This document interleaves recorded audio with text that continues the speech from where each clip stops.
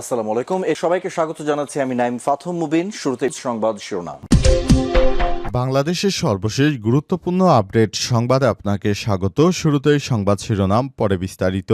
প্রথমেই জানাবো আমাদের হাতে থাকা সর্বশেষ গুরুত্বপূর্ণ সবথেকে তাজা আপডেট সংবাদ। মধ্যরাতে বংশালে বিএনপির পার্টি অফিসের পাশে ভয়াবহ আগুন। রাজধানীর পুরান ঢাকার বংশাল এলাকায় মধ্যরাতে একটি ভবনে অগ্নিকাণ্ডের ঘটনা ঘটেছে। আগুন নিয়ন্ত্রণে কাজ করছে ফায়ার সার্ভিসের 2টি ইউনিট। আগুন লাগার সংবাদ পায় ফায়ার সার্ভিস। পরে 5 মিনিটের মধ্যেই ঘটনাস্থলে পৌঁছে আগুন নিয়ন্ত্রণে তারা কাজ করতে শুরু করে। এরপর জানাবো হামলার প্রতিবাদে গভীর রাতে শহীদ মিনারে শিক্ষকদের মোমবাতি প্রজ্বলন। শিক্ষকদের উপর পুলিশের লাঠিচার্জ ও টিয়ারশেল, সাউন্ড গ্রেনেড নিক্ষেপের প্রতিবাদ জানিয়ে কেন্দ্রীয় শহীদ মিনারে মোমবাতি প্রজ্বলন কর্মসূচি পালন করেছেন আন্দোলনরত সরকারি প্রাথমিক বিদ্যালয় সহকারী শিক্ষকরা। আজ রাত 12টার দিকে কেন্দ্রীয় শহীদ মিনারে এই কর্মসূচি পালন করেন তারা। জানাবো বছরের শুরুতে বই পাওয়া নিয়ে সংখ্যা। মাধ্যমিকের বই ছাপার কাজ শুরু হয়নি এখনো।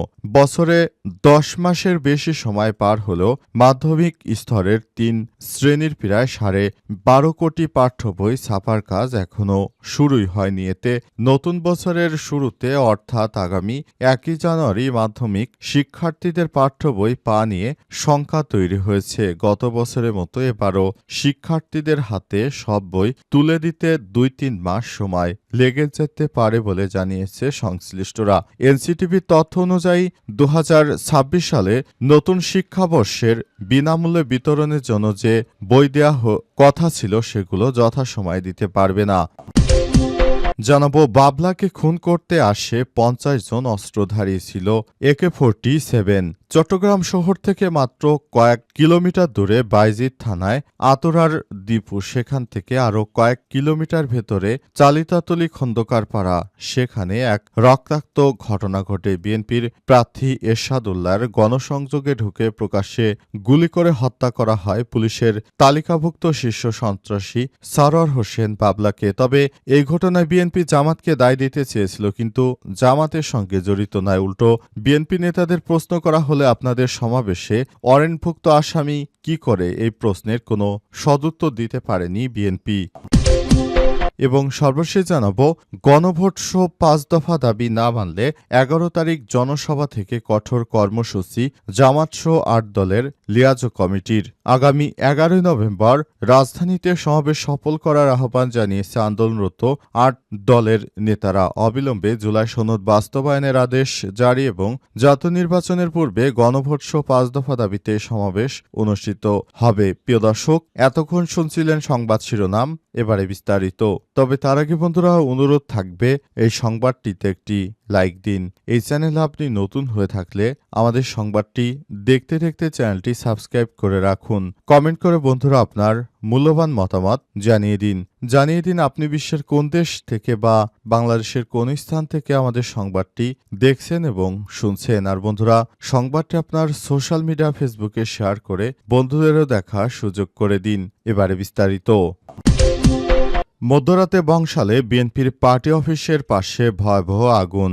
রাজধানীর পুরান ঢাকায় বংশাল এলাকায় একটি ভবনে অগ্নিকাণ্ডের ঘটনা ঘটেছে। আগুন নিয়ন্ত্রণে কাজ করছে ফায়ার সার্ভিসের 2টি ইউনিট। শনিবার দিবাগত রাত 2:10 আগুন লাগার সংবাদ পায় ফায়ার সার্ভিস। পরে 5 মিনিটের মধ্যেই ঘটনাস্থলে পৌঁছে আগুন নিয়ন্ত্রণে কাজ শুরু করেছে ফায়ার সার্ভিস। ফায়ার সার্ভিসের নিয়ন্ত্রণ কক্ষের ডিউটি অফিসার মোহাম্মদ শাহজাহান জানিয়েছেন, রাত 2:10 বংশালে বিএনপির অফিসের পাশে 4 তলা ভবনের নিচতলায় আল নাসির মিষ্টি দোকানে আগুনের সংবাদ আসে। পরে সঙ্গে সঙ্গে 2টি ইউনিট ঘটনাস্থলে যায় এবং আগুন নিয়ন্ত্রণে কাজ করছে। তিনি আরও জানান, প্রাথমিকভাবে আগুন লাগার কারণ ও ক্ষয়ক্ষতির পরিমাণ জানা যায়নি। এছাড়াও আগুনে কেউ হতাহত হয়েছে বলে আমাদের কাছে এখন পর্যন্ত এমন কোনো সংবাদ আসেনি। তবে হঠাৎ করে দেশের বিভিন্ন জায়গায় এই ধরনের অগ্নিকাণ্ডের ঘটনায় অনেকেই নিরাপত্তা নিয়ে প্রশ্ন তুলেছে। দেশের মধ্যে কেন বারবার এভাবে আগুন লাগার ঘটনা ঘটবে?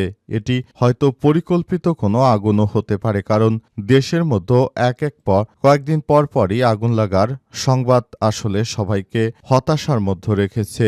সরকারের দায়িত্বশীল জায়গা থেকেও বিষয়টি নিয়ে তদন্ত করা হচ্ছে, তবে বিমানবন্দরে লাগা আগুনের বিষয়ে এখনো কোনো তথ্যই জানা যায়নি। প্রতিনিয়ত দেশের বিভিন্ন প্রতিষ্ঠানে এসব অগ্নিকাণ্ডের ঘটনা অত্যন্ত দুঃখজনক একটি ব্যাপার হয়ে দাঁড়িয়েছে।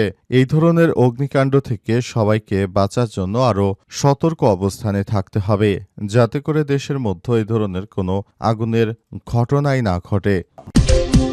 হামলার প্রতিবাদে গভীর রাতে শহীদ মিনারে শিক্ষকদের মোমবাতি প্রজ্বলন।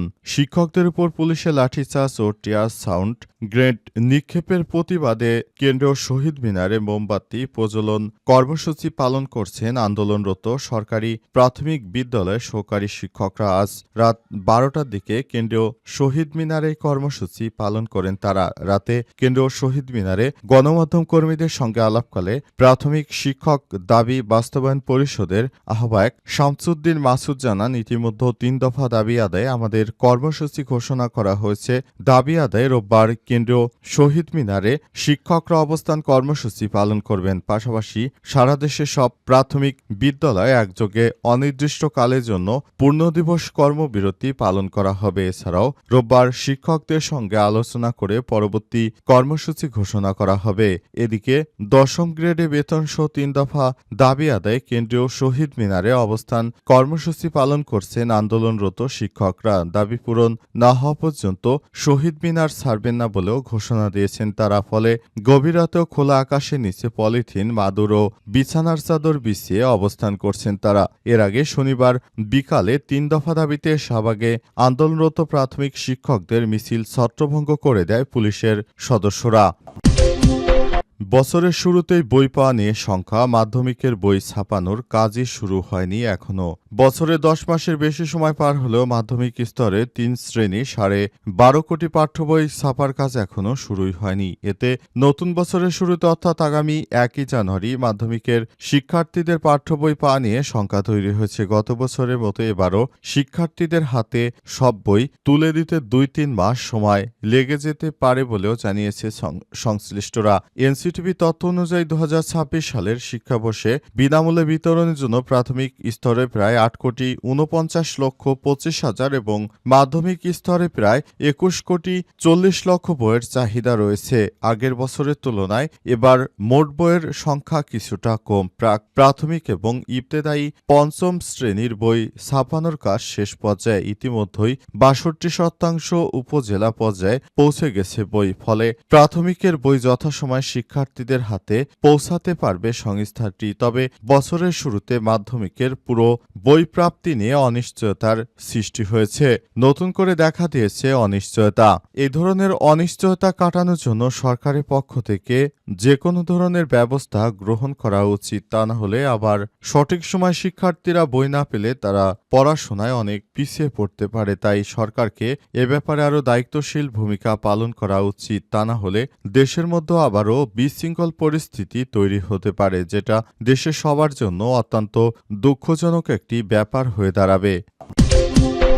বাবলাকে খুন করতে আসে 50 জন অস্ত্রধারী ছিল AK-47। চট্টগ্রাম শহর থেকে মাত্র 10 কিলোমিটার দূরে বায়জিদ থানার আতরার দীপু, সেখান থেকে আরও কয়েক কিলোমিটার ভিতরে চালিতাতলীর খন্দকার পাড়ায় বুধবার সন্ধ্যায় এই শান্তগ্রামে ঘটে যায় রক্তাক্ত হত্যাকাণ্ড। বিএনপির প্রার্থী এরশাদুল্লাহর গণসংযোগে ঢুকে প্রকাশ্যে গুলি করে হত্যা করা হয় পুলিশের তালিকাভুক্ত শীর্ষ সন্ত্রাসী সারোয়ার হোসেন ওরফে বাবলাকে।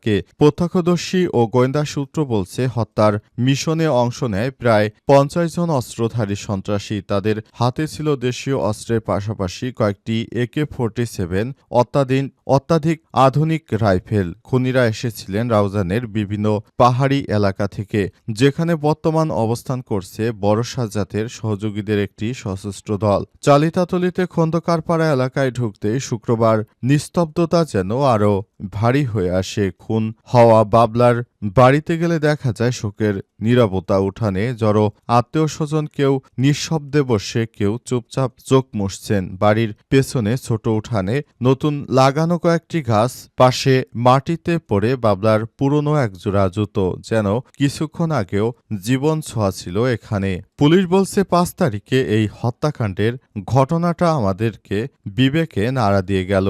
কারণ একজন শীর্ষ সন্ত্রাসী বিএনপির সমাবেশে কি করছে এ ব্যাপারে বিএনপি জামাত ইসলামকে দায় দিয়েছিল, কিন্তু জামাত ইসলামের এর সঙ্গে কোনো সংশ্লিষ্টতা নেই।